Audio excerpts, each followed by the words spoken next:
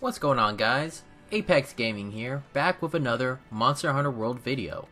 For this video, I want to start a new series called 3 Monsters, 3 Weapons, 1 Hunt, which I talk about the weapons I'm using, my thoughts about the changes, and the overall opinions on the area that I'm hunting in. I do have a Wildspire Waste video dropping as well, but as for the other areas like the Coral Highlands, the Ron Vale, and the new Volcano area, those will have to wait until the full release. So for the first hunt, we will be taking on the Rathalos with the Charge Blade. What can I say about this weapon? It is my main, my baby!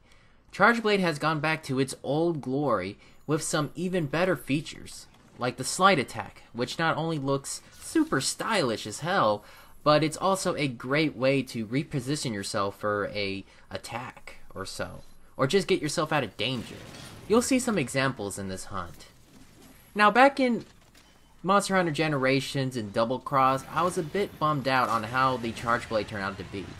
Sure, aerial style was, really sexy and stylish. You can get some really good dunks with it. Adept style was really great. It had that, really good guarding power. And Striker was great as well because it was, simple and really powerful for speed runs. But guarding against attacks just felt like it was missing that 4 ultimate oomph, unless you, gemmed in some guarding skills or something like that. But back to World, I am happy with the changes, though there's needs to be one fix with the Charge Blade, and that's the Ultra Spamming. At the moment, the Ultra Slams are, currently the best way to deal DPS, and so you'll see, a lot of speedrunners, including myself, just, reloading files, just immediately using the Ultra Slams, and honestly, I feel like it just needs to be a bit more balanced, so that way the Super AED Slam, just the regular one, doesn't get overshadowed by the Ultra Slam. But other than that, the Charge Blade is an amazing weapon, and for beginners, it will take a little bit of practice to get used to all the combos, but over time, it just becomes muscle memory, and trust me, it will become one of your favorite weapons. For hunting in the Ancient Forest, well, more specifically, speedrunning, it is honestly a big pain in the dick. I get lost, a pretty good portion of the time. Well, I wouldn't say I'm getting lost, but I always have a big trouble, finding and tracking down monsters. This video took, a couple tries just because I would spend too long just trying to find the next monster to hunt. And speedrunning Rathalos is also a big pain in the butt as well because he really likes to screw himself over by blowing up the dam, which, sure, it deals some damage to him, but it makes him, start traveling around the map where, instead you could just simply just kill him right here, right now at the nest. But the Ancient Forest is visually very beautiful. I really like it a lot, but just when it comes to speedrunning and just hunting down, finding all the monsters to slay them as quick as possible, I always get, lost. And I'm just like, hey, where the hell is this monster at? So what I'm going to do now, guys, is I'm just going to let you guys enjoy watching the rest of the hunt. And once we slay the next monster, I'll fast forward the clip just so where, you can see me, go to the camp, equip the next weapon, and then I'll continue the commentary and stuff.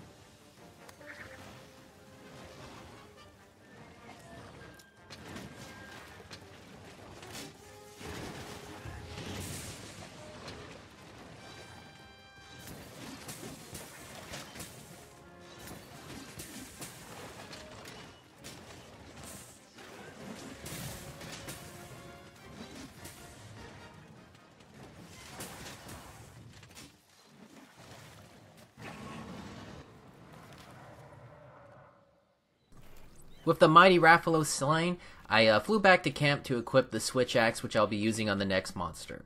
The next monster that I was hunting, I really didn't know. At the moment, it could have been either Anjanath or Pukei-Pukei. My only hope right now was just trying to find the monster as soon as possible, because this whole process actually took 2 minutes and stuff, and you're really on a short time limit, and so I was just running around the map as quick as possible. And so I sped it up because I don't want to waste your guys' time just me wandering around aimlessly. And there he is, Pukei-Pukei. I was honestly hoping for Anjanath just so I could show off the Switch Axe a bit more, but Pukei's pretty fun to fight as well. So now let's talk about the Switch Axe. Now, honestly, I really haven't been using the Switch Axe a whole lot until I started playing Monster Hunter Online. In Monster Hunter Online, the Switch Axe is a bit different compared to main series, but it's really fun and smooth, and it's just well designed in that game.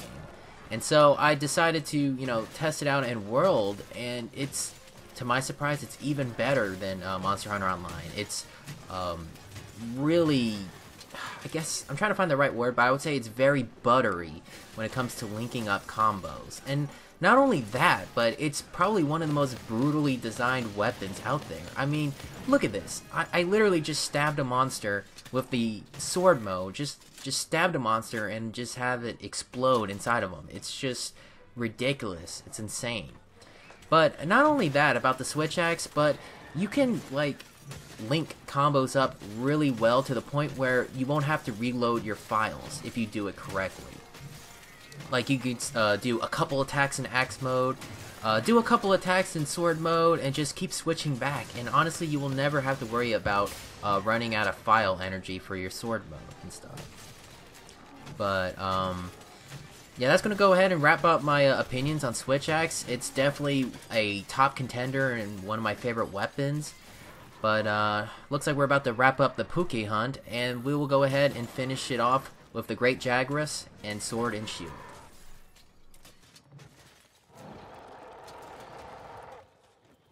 So let's talk about the Sword and Shield.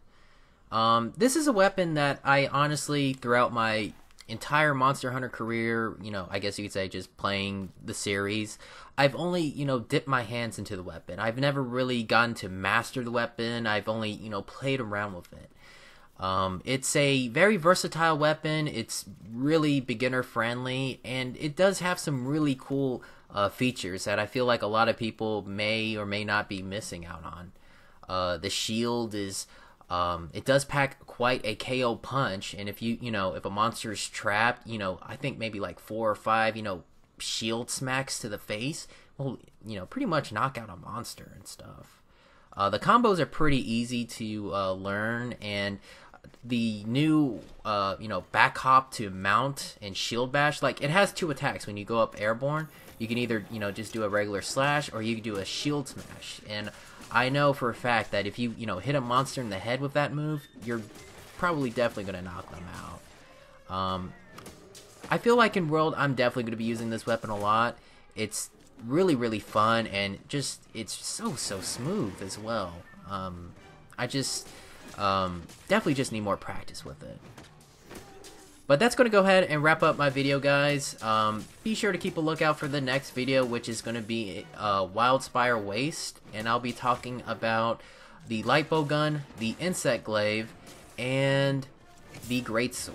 So I know a lot of people will probably be interested in that. But thank you guys for watching the video. Hope you enjoyed this last little bit of me bullying the Jagras. But hope you guys have a great day, and to all of you, happy hunting.